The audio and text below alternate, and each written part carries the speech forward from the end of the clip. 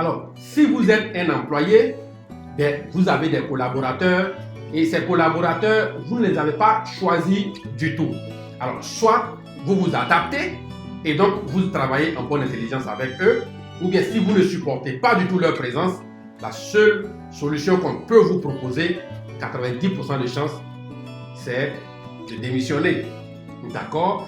Alors, ici, dans notre activité, dans le marketing relationnel, dans notre business Longrich, eh bien, les gens vont choisir librement de s'associer à nous. C'est libre. Si il y a certaines conditions qui ne sont pas réunies, eh bien, ces personnes ne vont pas accepter de s'associer à nous.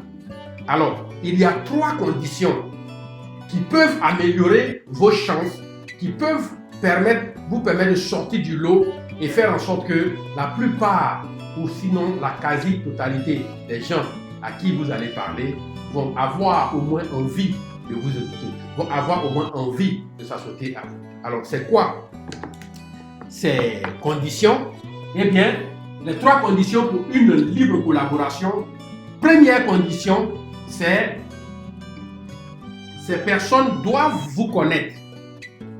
Si elles ne vous connaissent pas, ce n'est pas du tout évident. Alors, c'est quoi exactement vous connaître? Vous connaître, ce n'est pas juste votre nom. Lorsqu'on dit dans notre jargon ou dans notre opportunité, quelqu'un doit vous connaître, eh bien, on parle de vous, de votre histoire et de votre vision.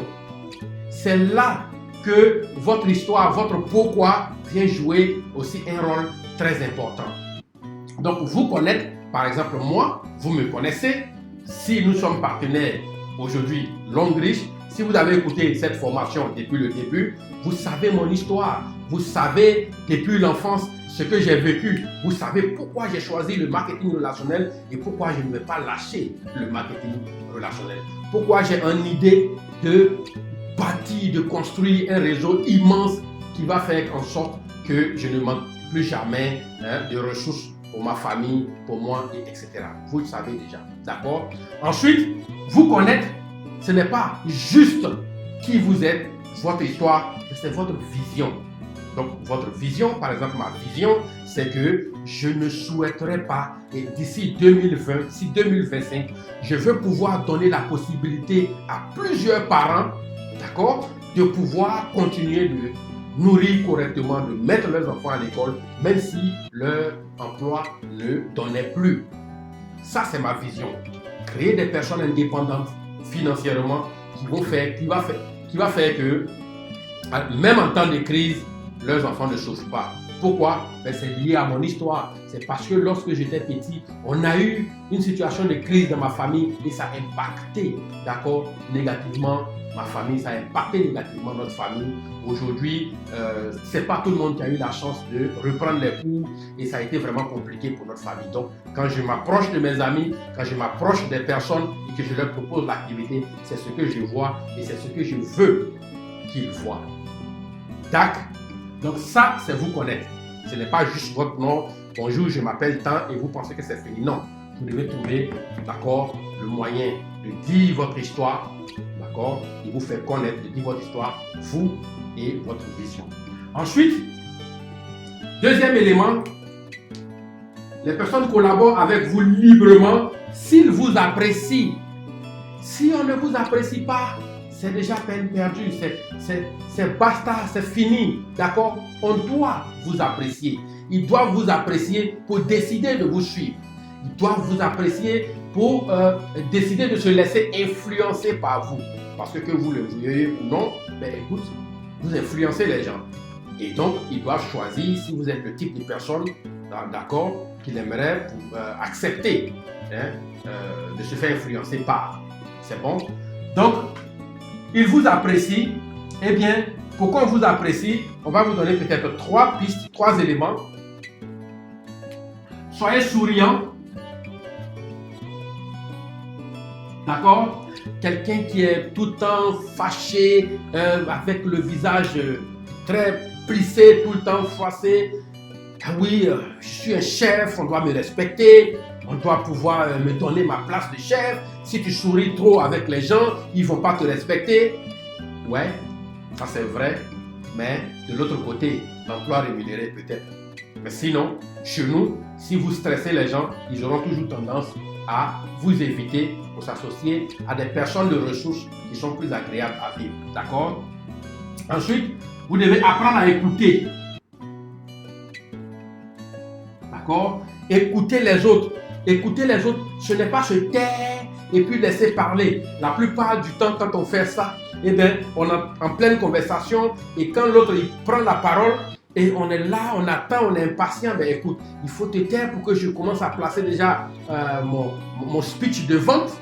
Ou bien, voilà, tu as commencé, ah ouais, je sais où tu vas et donc tu as déjà préparé la réponse et tu attends. Et là, lorsqu'il finit et que vous donnez votre avis, la plupart du temps, ça n'a rien à voir avec ce que l'autre, d'accord, ressent ou avec ce que le mot est lâché, ressent. Parce que ce n'est pas juste ce que vous entendez, c'est aussi ce que les gens ressentent.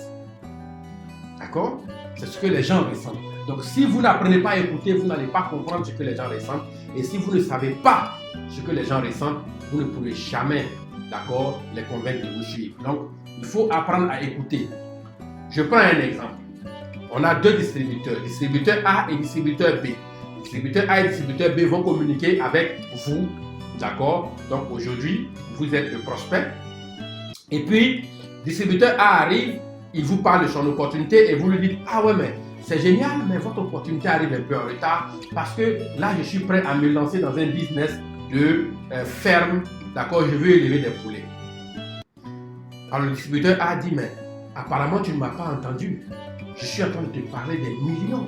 Je suis en train de te parler de plusieurs millions de francs CFA.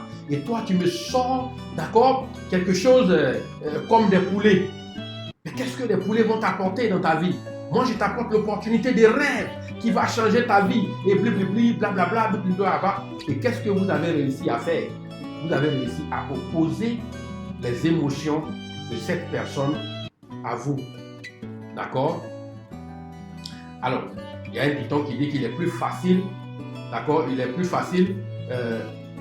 plus difficile, pardon, hein, de convaincre, d'avoir l'approbation de quelqu'un qui a été frustré que de conquérir une cité avec des murailles. Et c'est pareil, si vous avez ces personnes-là contre vous, ne pensez pas que vous êtes en train de faire un speech qui va le convaincre. Non, vous devez l'avoir avec vous.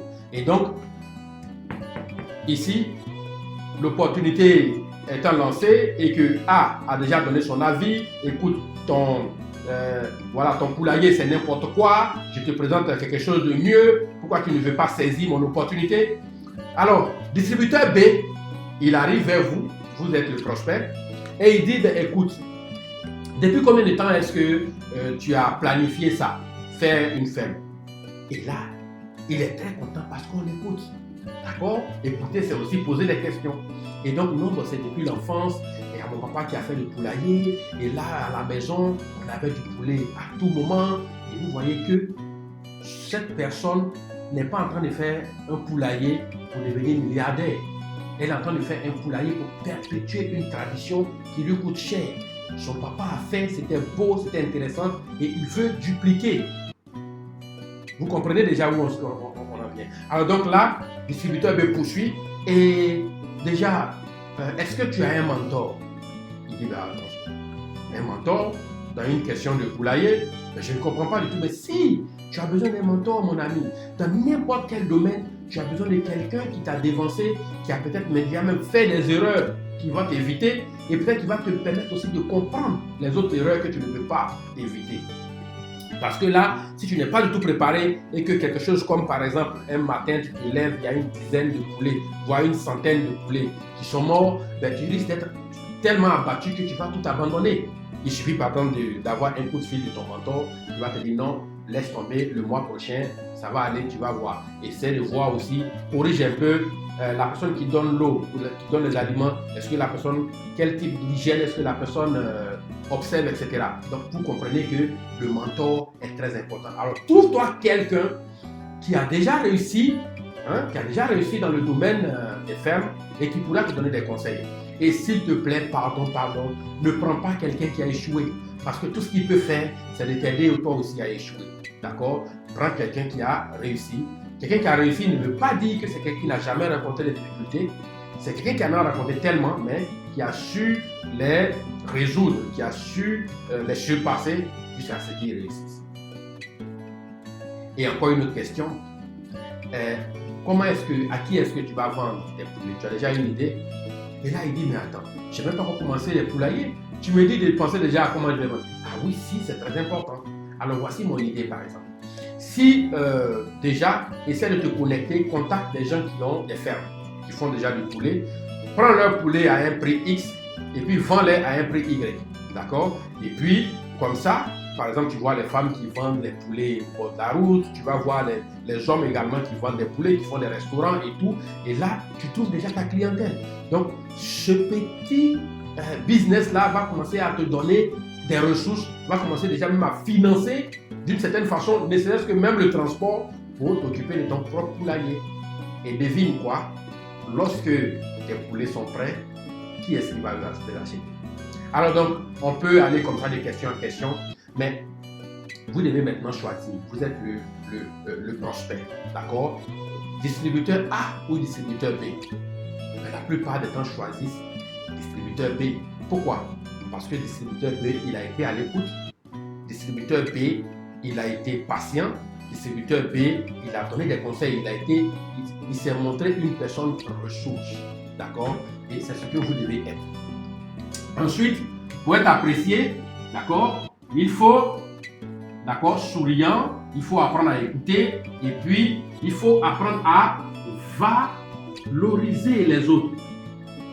Il faut apprendre à valoriser les autres. Alors, par exemple, je ne suis pas parfait. Tout le monde, personne n'est parfait. Tout le monde a des défauts. Et ce que la plupart des gens font quand ils voient une personne, tout de suite, c'est le défaut qu'ils remarquent. Et là, c'est l'erreur à ne pas commettre dans notre métier. La personne, toute personne a des défauts, mais recherchez, et il y en a, même si c'est rare, recherchez la seule qualité ou les seules qualités et puis focalisez-vous là-dessus. D'accord? Ne soyez pas hypocrite, la personne, peut-être, elle ne parle pas bien, elle est impolie. Ah oui, non, moi, ce que j'adore chez toi, c'est que tu parles bien, tu es très poli. La plupart du temps, on vous attrape et on sait que vous n'êtes pas sincère. D'accord? Oubliez toutes ces techniques de manipulation et tout ça. Et puis, concentrez-vous sur ce qui est vrai. Ce qui est vrai, c'est que sûrement, la personne est serviable. D'accord? Et donc là, moi, voici ce que j'apprécie chez toi. Et la personne, qu'est-ce qui va se passer? Mais à chaque fois qu'elle vous voit, elle a envie de faire plus. Et si vous valorisez quelqu'un, les quelques points, vous allez voir que le nombre de points que vous pouvez valoriser va commencer à grandir. Parce qu'elle va commencer à faire vous lui donnez envie de faire des efforts pour vous. Elle peut être très désagréable avec beaucoup de personnes, mais avec vous, elle est toute une petite personne. D'accord? Voilà. Ensuite, vous faire confiance. Alors, vous faire confiance, c'est bien simple. Il ne s'agit pas, est-ce que vous n'avez jamais trompé, est-ce que vous n'avez jamais volé de la viande dans la sauce? Ce n'est pas de ça qu'il s'agit ici. Vous êtes en train de proposer par exemple des compléments nutritionnels. Qui êtes-vous? Vous n'êtes pas un médecin, vous n'êtes pas un spécialiste de la santé. Alors, avec quelle autorité parlez-vous de nutrition par exemple? Vous parlez d'un business qui va donner des millions et des millions par semaine. Avec quelle autorité? Donc, il y a par exemple 3 questions que ces personnes se posent lorsque vous commencez à intervenir. Numéro 1.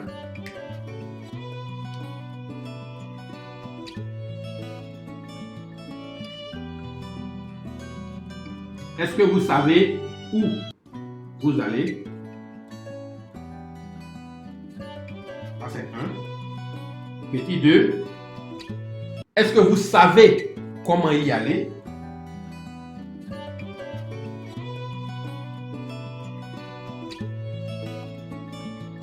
Est-ce que vous savez comment? D'accord. Et numéro 3, parce que je ne sais pas voir si vous pouvez voir. Numéro 3, d'accord. Est-ce que vous savez m'accompagner à y aller? Je reprends. Premièrement, est-ce que vous savez vous-même où vous allez? Ça, c'est quand vous ne savez pas, on vous pose la question, est-ce que ce n'est pas pyramidal? votre activité finit par là. C'est fini. Votre parrain vous appelle, vous ne décrochez plus. J'avais raison, c'était pyramidal. Là, ils sont en train de me rappeler. D'accord? Donc, est-ce que vous savez vraiment où vous allez? Et lorsque vous êtes convaincu, on sent que vous avez de la ressource, etc. C'est génial. Alors maintenant, je pose la question, ok, tu sais ce que c'est bien, c'est fantastique. Mais est-ce que tu sais comment on arrive là-bas? Et c'est là que vient la notion de compétence. C'est là que vient, vous devez rassurer. Vous devez rassurer que non seulement vous savez où vous allez, vous savez aussi comment y aller. D'accord? Et à la fin, c'est vrai que vous savez où vous allez, c'est vrai que vous savez comment y aller, mais est-ce que vous savez accompagner quelqu'un d'autre? Est-ce que si moi je vous rejoins, vous pourrez m'accompagner aussi à arriver là-bas? Ça, c'est une question cruciale. D'accord? Donc, c'est ça, vous faire confiance. D'accord? Bien. Donc, voilà les 3 conditions pour une libre collaboration. Si on vous connaît, si on vous apprécie et si on vous fait confiance, vous allez voir que vous aurez l'impression que votre business décolle seul. D'accord? Et j'espère que vous avez pris des notes. Révisez ça et puis posez des questions si vous avez des difficultés. Mais c'est ça. Alors, à la suite.